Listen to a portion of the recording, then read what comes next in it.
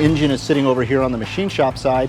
The blue teal color, having these massively long panels. So it is an original 440. I will be honest, I'm a little nervous. So we're just waiting for the bell housing to show up.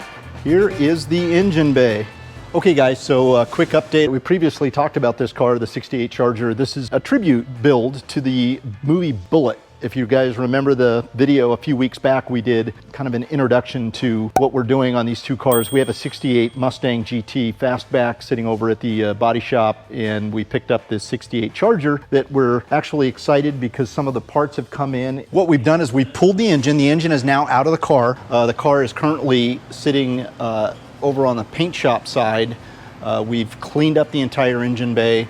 We put a sealer coat on the engine bay. As you know, the car is going in black, so we're using a black sealer coat. Adrian's got the engine pulled out. The engine is sitting over here on the machine shop side. I'll show that off to you right now. It has been painted. We are awaiting a few more parts. We're putting a really cool pulley kit on it, but that is the monster. So it is an original 440. We've got this really cool Edelbrock, kind of like a tune port injection. It's the ProFlow system. Really quite exciting. This is the XT model. It does have the Flowtech performance headers on it. The engine it's an older rebuild with very little miles on it. Wanted to just show this thing off. This thing is gonna look fantastic. I will be honest, I'm a little nervous about clearing the hood. Everyone's telling me not to stress about that. So I'm not gonna worry too much about that because from what I'm told is it will clear the hood, but I don't know. Absolutely love the way this looks. Really glad we went with the orange engine as opposed to the blue teal color that is an optional paint color for the engines. We have the transmission sitting over here. We've already, like I said, we've removed the automatic, but this is the Tremec, Magnum Tremec 6-speed. That we're just have a little delay on the bell housing, and so we're just waiting for the bell housing to show up. And as soon as that bell housing shows up, our plan is to get this thing fitted into the car. Now we've already made we've already removed the automatic transmission, and Adrian has gone in and made modifications to the tunnel to accommodate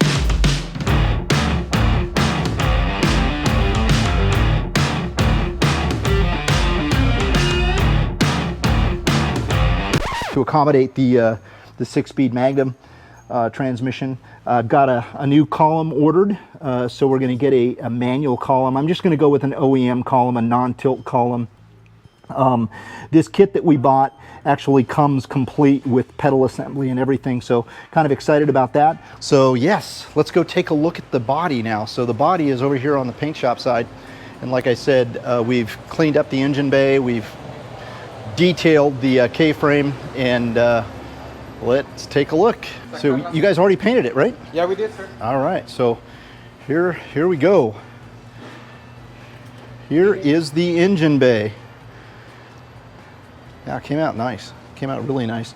So we're going to go back and we're going to remove the paint off of these, the heater motor, and of course and the wiper motor. And then the plan is that we're going to put that in pretty much a satin finish like the original colors, and we're going to put new bolts and everything on it as well and make it as original as possible. But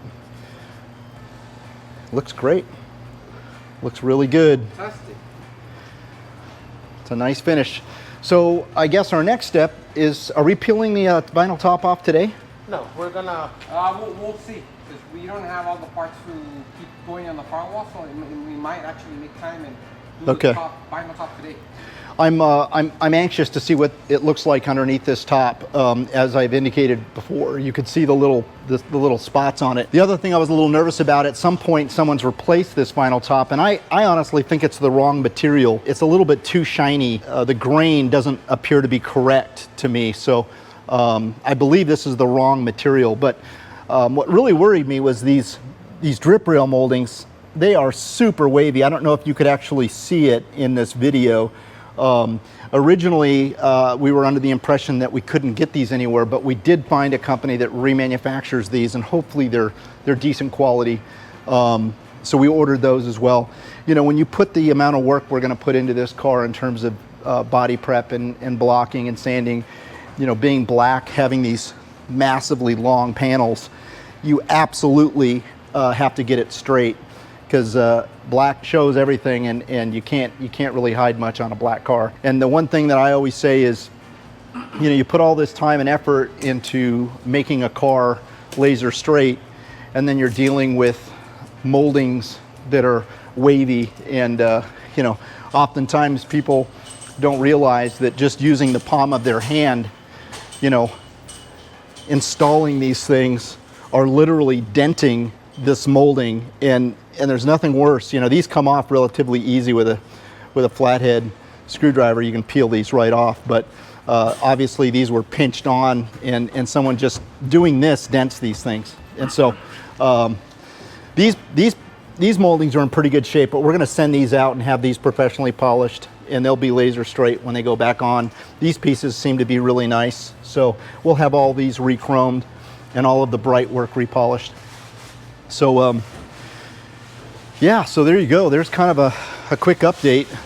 What's going to happen next is we're waiting for a pulley assembly that we purchased that has a custom AC compressor and other components, an alternator. It's part of a kit. It's a pricey kit. It's about a $1,700 kit, and our plan is to when that comes in, we're going to do the final installation of that on the engine, and then the motor is going to go back in the car. We're going to install the transmission. Again, we're still waiting for the bell housing, and hopefully that bell housing will come in soon, and we'll be able to do the final installation and turn this thing into a runner and driver.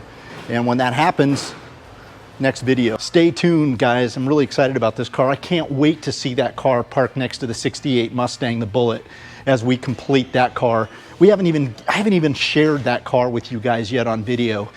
Kind of excited to see how that one comes out, so stay tuned, more to follow. All right, let's get back in here.